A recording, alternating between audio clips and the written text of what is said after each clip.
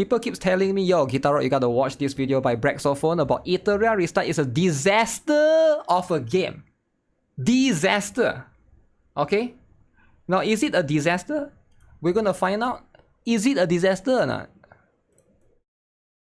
What is this 2138?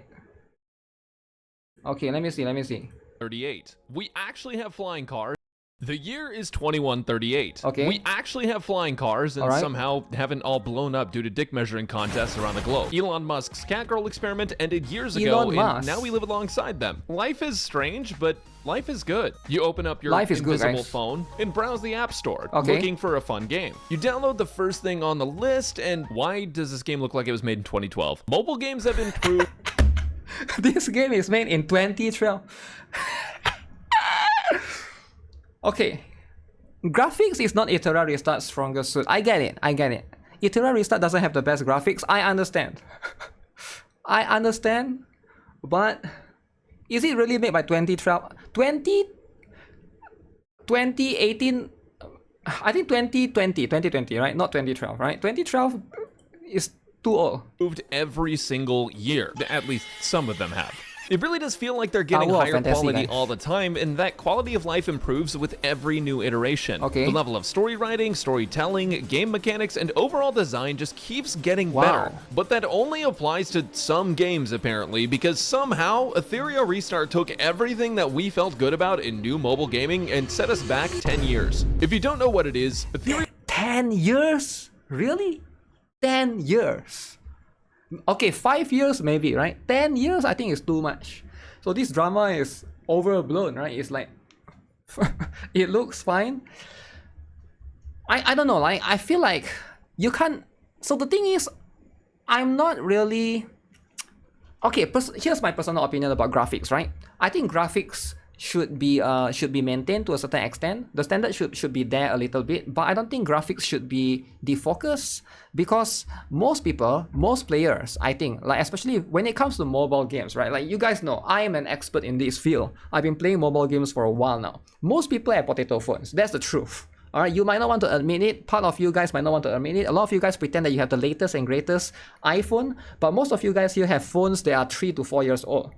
That's the truth though, right? So when it comes to games graphics, it doesn't matter how far the graphics can go. Like let's bring up Wuthering Waves. Very, very good example. How many people are playing Wuthering Waves on their phone maxed out? I bet you not many people, right? Most people probably try to lower a little bit.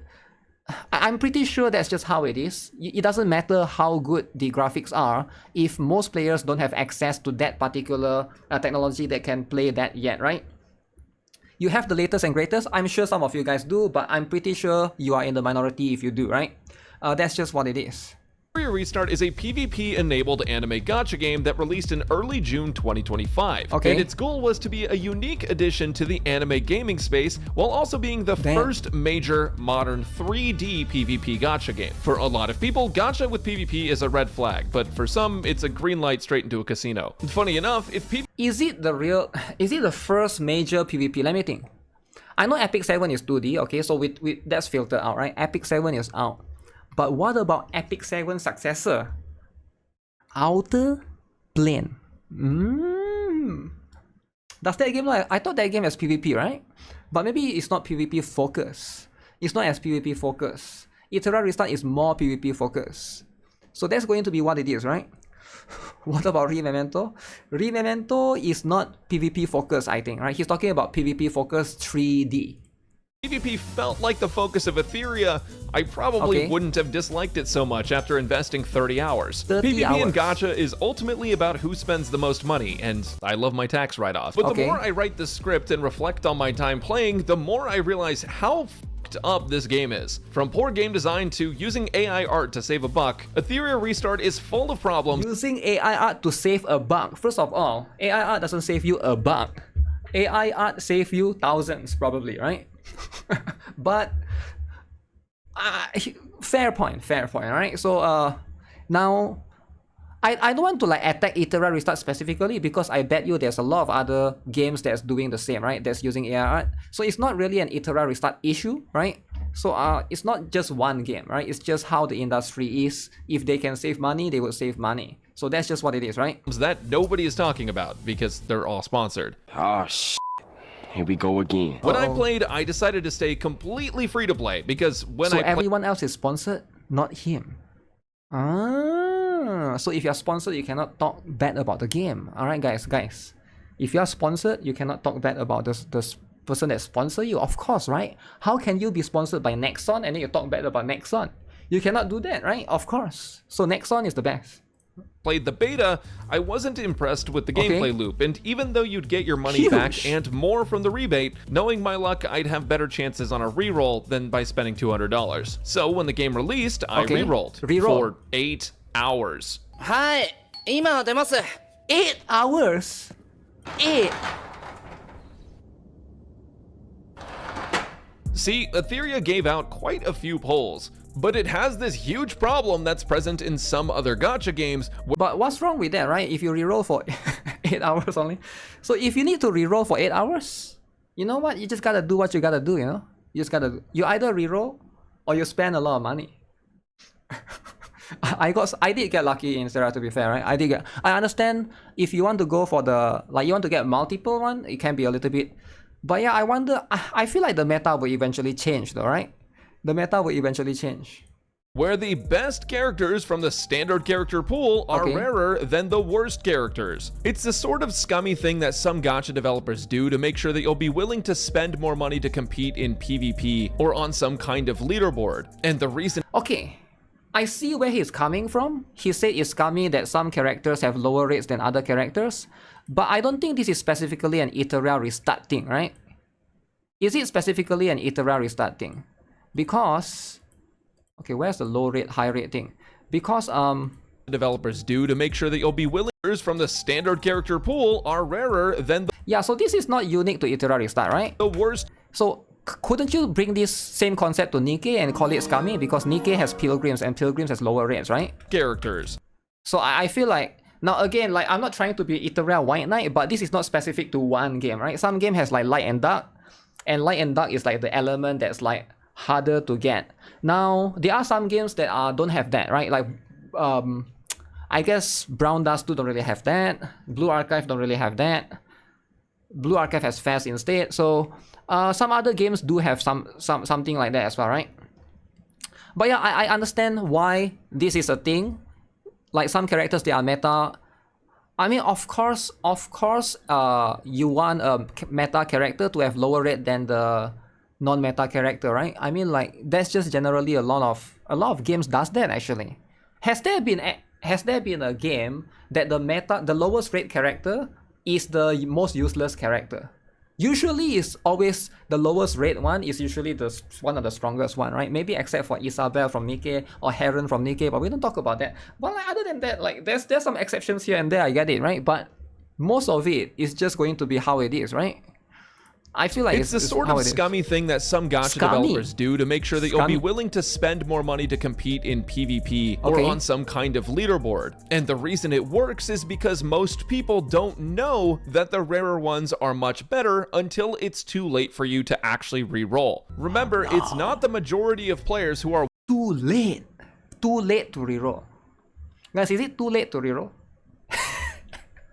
Guys, if I want to play today, is it too late to reroll? Damn. Yeah, I didn't know. Too late. I guess sometimes it's too late, eh? Once you already play and then you don't know. Are watching YouTube and reading guides on games. Most people are going into Etheria without an idea of what characters they actually want to pull for. But to make matters worse, the rarer standard units, called LD units, have their own separate banner that guarantees them at 3 times the price per pull. This is another method that XD, Etheria's developers, used to trick you into thinking that the game is free-to-play friendly, because the LD units can be earned without the 3 times price banner. But realistically, your odds of getting them are once per 4 SSRs, which have a 1% drop chance, assuming you don't go to... LD units can be obtained from the standard banner 25% of the time that you roll an SSR, but it's never guaranteed to be LD. You can spend 3 times the money or currency to guarantee an LD unit, incentivizing you to swipe more. But how is the developers tricking you? I don't get it. Because I thought the rates are disclosed. You can click on the rates and they disclose. So what do you mean by the developers are tricking you? I'm a bit confused by that sentence. pity. If we assume you get super lucky and get one every 40 pulls, you'd need to do 160 pulls per LD unit, which, considering how many units there are in this game, your odds of hitting the ones that you want are significantly lower. It does have 100% rate up on the limited character banners, but those aren't always the units you need. And you might be thinking, oh, well, Brax, this is a gacha game. Obviously, you want to go for specific characters on your reroll, and you are 100% right. Not all SSRs and not all LD units are created equal, because if you don't have Lily, the game is basically fucking unplayable. Can you play it? Sure. Do you enjoy having your balls hooked up to a car battery? Probably. Welcome to Etheria reroll. You're going to be so because of Lily, is it? Because of Lily? Okay, so again, I don't get it, right? I understand the reroll thing, but okay, there's a lot of things that I don't understand the complaint, because it's not unique to Etheria Restart, right? Every game has its meta. Every game has a strong character and a weak character, so why is this specifically an Etheria Restart thing? But again, maybe he hasn't get to the point yet, alright? Be here trying to get Lily for the next 4 days. Okay, because the difference between accounts that had cleared hide content by day 3 and the accounts that hadn't was that all of the ones who had cleared had Lily. Lily has a speed increase, a crit damage increase, an action advance, and a cooldown reset. This is like if Bronya gave you an action forward in HSR 1.0, instantly cleared MOC 12, handed you the keys to a Porsche, and sucked your... And Lily isn't the only unit that this game requires you to have to be able to keep up, because they designed the PvE to actually be hard, which honestly isn't that big of a deal if you're willing to learn, except for the fact that some bosses basically require you to build specific characters. And in order to do that, you have to log in 3 times a day for 14 business days to use your stamina and not overcap. And in fact, by then, your characters probably still wouldn't even be maxed, because it takes so goddamn long to level them to max. And then now again, all of these things that he mentioned is not specific to this game though, right? You could say the same thing for Nikke and Blue Archive. You need multiple other characters, you need multiple teams, right? So why is it... I mean, like, I feel like this is not specific to Etheria Restart. So I hear him, I see where he's coming from, but at the same time, I don't think this is unique to this game, right? Couldn't you say the same for Honkai Star Rail? You also need like multiple teams, right? The boss always rotate. You could say the same for Zenless Zone Zero. I don't know, right? Ascend them to give them another star and level them to max again, and then ascend them again to give them another star and... This game...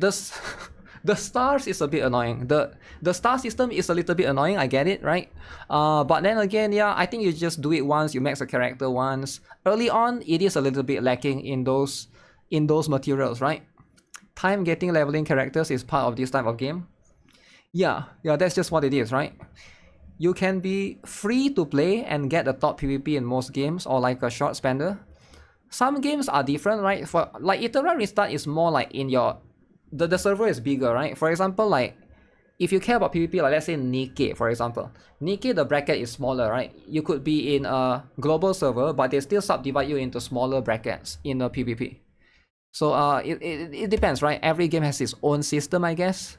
Game's grind is a disaster. This game has so much grinding to it that the club would be jealous. First off, you have shells, which are basically weapons with RNG sets. Then you have modules, which are gear with RNG stats and RNG sets. Then you have prowess, which is your character's skill levels that takes not only specific missions, but also incredibly rare resources that you have very limited amounts of. And the character's level and ascension, which XP can be farmed for, but at very slow rates. And once you max out the character's level, you have to ascend them to make them even stronger. And those resources are ridiculously limited as well. Problem is that it takes so many resources and so much time to level a character, their shell, their prowesses, and their modules that free-to-play players are better off going to college for 4 years and getting a f***ing job to swipe instead. And not only does it take a ridiculous amount of time, it does take very long. But again, I am not sure if...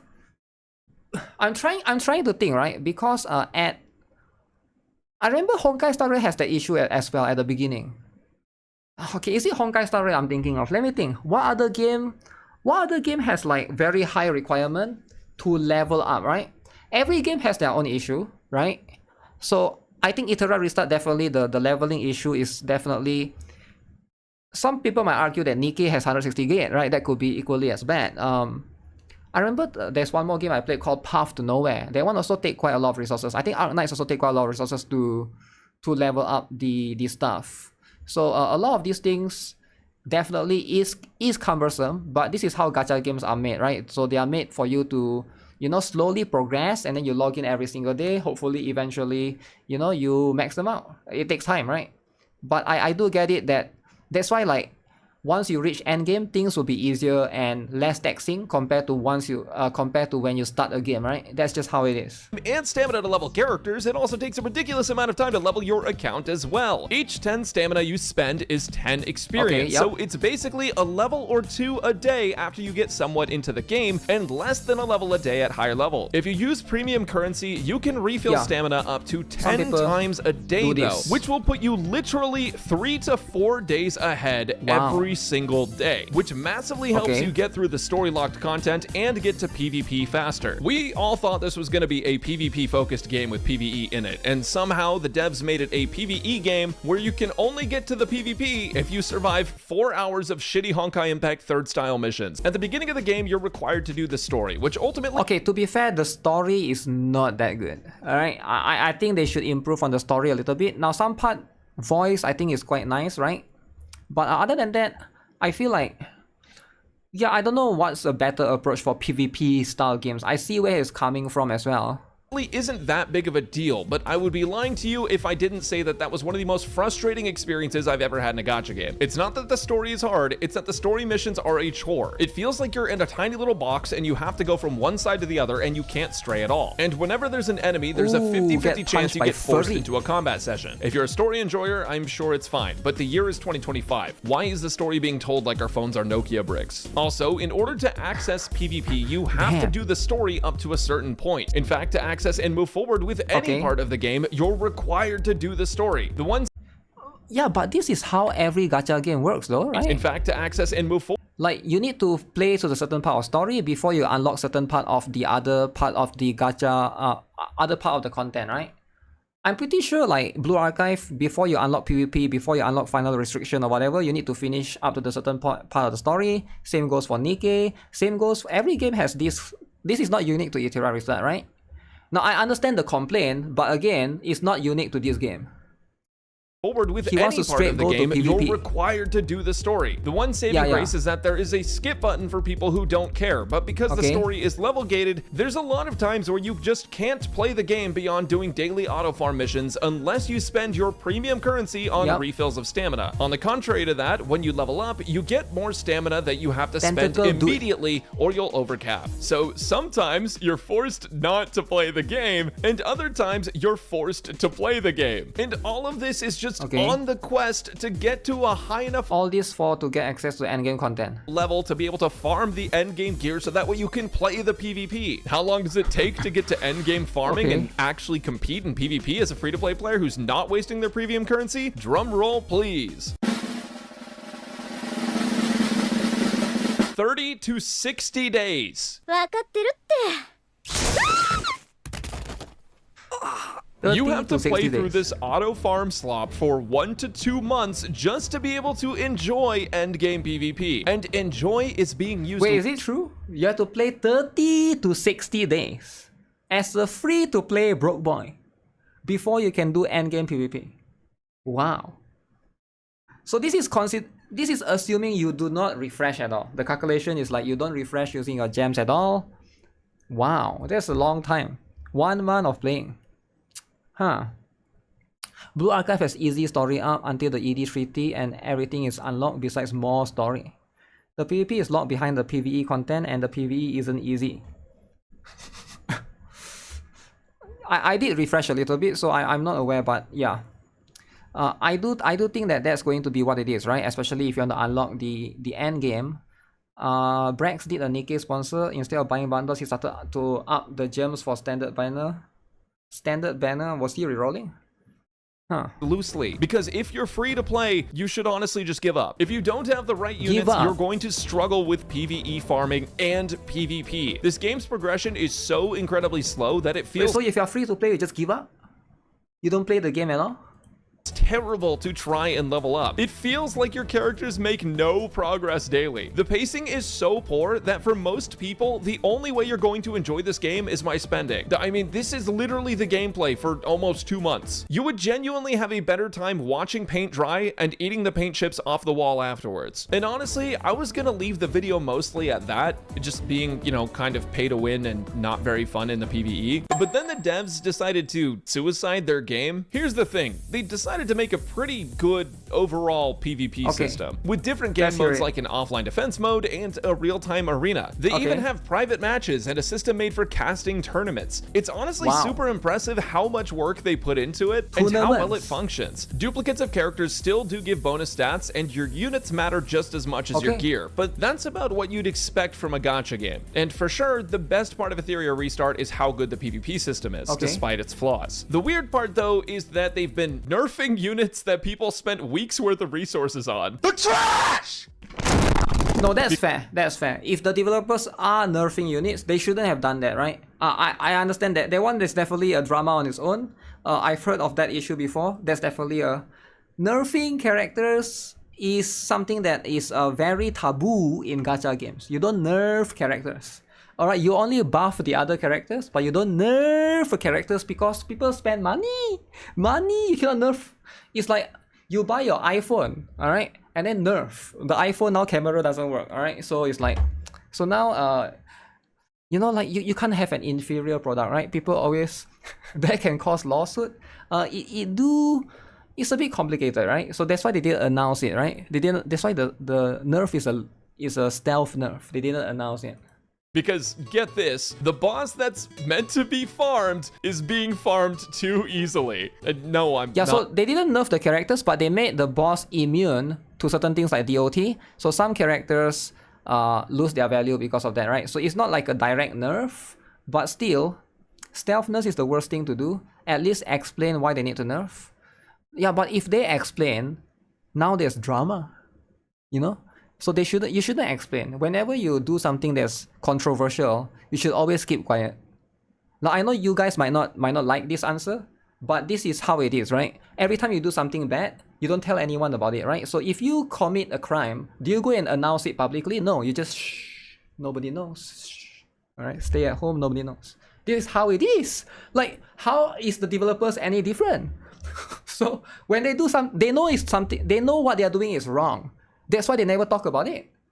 So if you do something wrong, never talk about it. Just zip your mouth. Nobody needs to know, alright? Nobody needs to know. So just, okay, nobody, like, shh. You don't talk about it, nobody knows.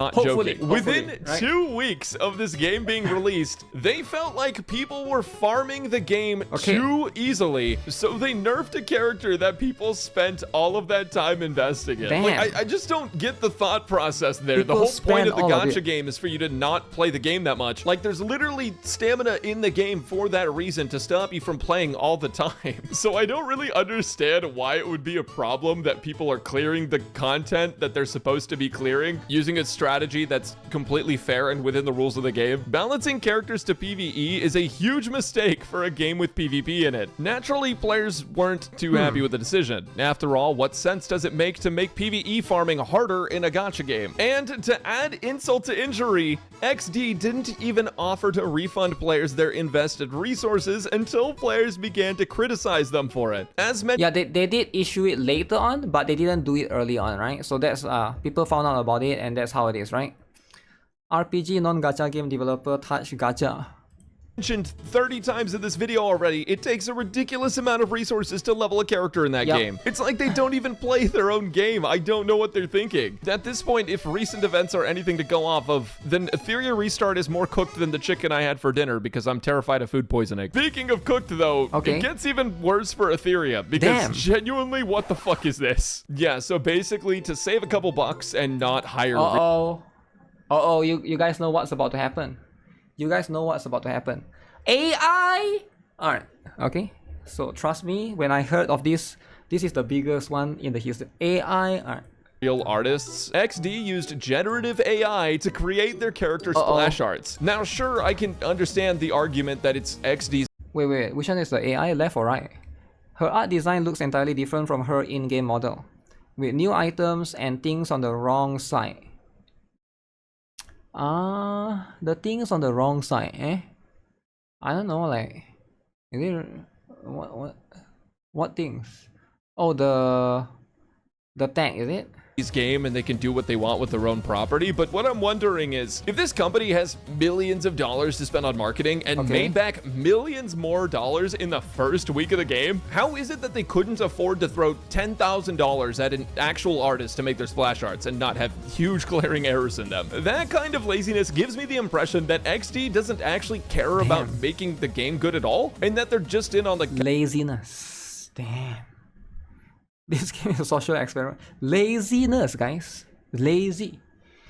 No, I don't think lazy is the word. I think it's trying to save money. Alright? Trying to save money. Now, whether or not you want to justify them for saving their money, that's like who are you to say, right? Because it's their money. Right? Everybody here has their own money. You want to save your money or not, that's up to you. The character has two versions. He put out two different things. Yeah, I know of that character, but he did say what it is. But again, the AI art thing is not really unique to this game, right? I feel like there's a lot of games that does this. That's just how it is, right?